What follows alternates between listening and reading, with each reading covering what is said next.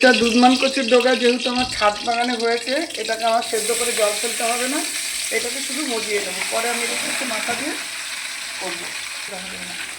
লবণ দিয়ে দিলাম, যেহেতু কচুর শাকটা অল্প তো সামান্য লবণ দিলাম। কাঁচা লঙ্কা লবণ দিয়ে দিলাম। আমি ঢাকা দিয়ে দেবো। কচুর শাকটা মজলে আমি ইলিশ মাথা দিয়ে সম্ভব। তেজপাতা ফোড়ন দিয়ে দিলাম, কালো জিরে দিয়ে দিলাম, কাঁচা লঙ্কা দিয়ে দিচ্ছি। আমার কালো কচুর শাক তো সেই জন্য কিন্তু কালো হয়েছে, কিছু করার নেই। মাথাটাকে দিয়ে দিলাম, এটাকে ভালো করে ভাজবো। দিয়ে দিলাম জিরার গুঁড়ো দিয়ে দিলাম, মাথা তো সামান্য জল দিয়ে দিলাম,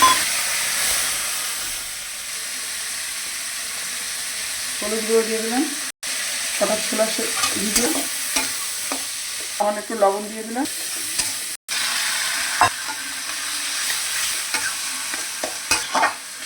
আমাদের একটু চিনি দিয়ে শাকটা হয়ে গেছে। করেছি, আপনারা সেইভাবে করবেন। বাড়িতে খেয়ে প্রত্যেকে ভালো বলবে। ভালো লাগলে লাইক করবেন, শেয়ার করবেন, পাশে থাকা বেল আইকনে ক্লিক করবেন এবং আমার ফেসবুক চ্যানেলটাকেও ফলো করবেন। আমার ইউটিউব চ্যানেলকে সাবস্ক্রাইব করবেন। আমার ইউটিউব চ্যানেল নাম শঙ্করী কিচেন।